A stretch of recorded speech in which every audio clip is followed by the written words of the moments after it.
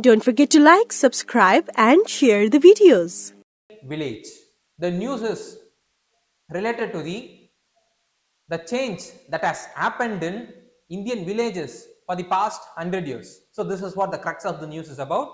So what are all the changes and what is the current situation of the villages? We will look into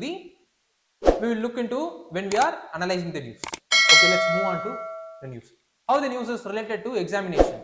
Under prelims, it is related to economic and social development. Similarly, under mains, it is related to Indian economy and issues relating to planning, mobilization of resource, growth, development, and employment, which comes under GS paper 3, economic and development. Okay, let's move on to the news. The Palakurichi is a village in Tamil Nadu, which comes under Nagapattinam district, was surveyed more number of times since 1916. That is, it was surveyed by the professors those who belong to Madras universities or other universities that is present in Bengaluru. So they have surveyed during the time period of 1916-17, 1936-37, 64, 83, 2004, 2019. So we could able to see that it has been surveyed for the past 100 years intermittently. Similarly, the Palanpur village in UP was also surveyed similar to Palakurichi, but it has been surveyed since 1957-58 by different organizations. So the data have been available in relation to the surveys taken in the Palakurichi and also in relation to the survey that has been taken in Palanpur by the organizations. So by combining as well as collating the information with regards to the two villages survey information, there was some results or the changes that has happened. We will look into what are all the changes that has been happened. Then the National Sample Survey Organization, it is the organization which comes under Ministry of Statistics for Program Implementation, which conducts the nationwide household surveys on consumption, expenditure, debts, as well as incomes, so on and so forth, across each household, those are present in rural areas as well as urban areas. So it is the comprehensive surveys whose aim is to collect the representative data for the country. But in the case of the studies that has been conducted in the village, in the particular village, are longitudinal, and these surveys ensured several depth understanding of those villages, and their objective is to identify the changes that has been happened in the particular village over the period of time. This is what the difference between the National Sample Survey Organization's survey and the surveys that has conducted in the village, any particular villages. So what are all the findings that has been found out in the Palakurichi and also in the Palanpur in UP by the several surveyors for the past 100 years? Is, see, the Palakurichi is located in lower Kaveri Delta, and which was present in old Tanjore region, and during 1934 and 1960s, because of the construction of Mettur Dam as well as the Green Revolution beginning, this Palakurichi has emerged or reached its peak in terms of its agricultural production. During this period, Palakurichi was called as rice bowl of Tamil Nadu.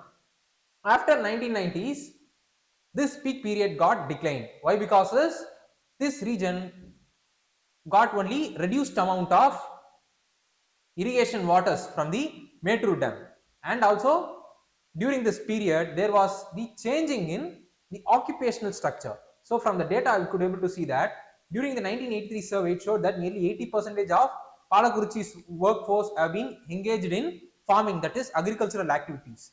But whether as agricultural activities by taking the by getting employed in the sub part of the agricultural activities, like in the case of landlords, cultivators or laborers, but their shares, the percentage of people those who have been involved in the agriculture have dipped to 78.6% in 2004 and to 43.3% in 2019. So we could able to see that from 1983 to 2019 there was a dip of nearly 50% of workforce, those who are involved in the agriculture or the farming activities in Palakurichi. So Palanpur also witnessed the same scenarios like what was happened in the Palakurichi. For example, between 1957 and 1958 and 1993, the share of the non-farm male workforce in the village has risen from 7.9 percentage to 28.6 percentage, that is 4 the times, and it got further accelerated to 60 percentage in 2008 and 9 period, and then 66.1 percentage in 2015 period. So this Palanpur as well as Palakurichi are the representation of the all the villages in India. So we could able to see that there was drastic amount of occupational structure that has happened the past 100 years in Palakurichis and the past 60 to 70 years in the Palanpur of Uttar Pradesh. Both Palanpur as well as Palakurichis testify that I say these two villages testify the rurals, that is the rural India is becoming less agriculture. The farm sectors contributed only 18.9 percentage of the average aggregate household income for the farmers in 2019, while it has plunged from 78, that is it has declined from 78.3 percentage in 1957-58 to 40.4 percentage in 2008-9 period. So what it is saying is that the data is saying is that there is a drastic decline in the contribution made by the farming household to the GDP. And also this is one part, and another part is the reduced dominance. There is a reduction in dominant caste influence. For example, in 1983 survey, the dominant Naidu community constituted 6.4 percentage of population in the Palakurichi, but they controlled nearly 86.5 percentage of the land in the village. And in 2019, the figure, that is it has reduced to, the control got reduced to 30.2 percentage. Even their correspondingly their population also reduced to mere 40 people from 147 in 1916-17 time period time.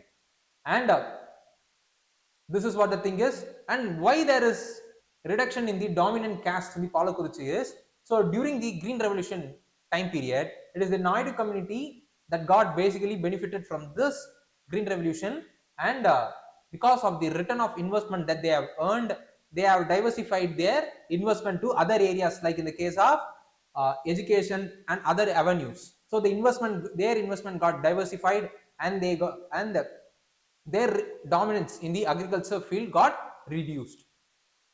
This is one part.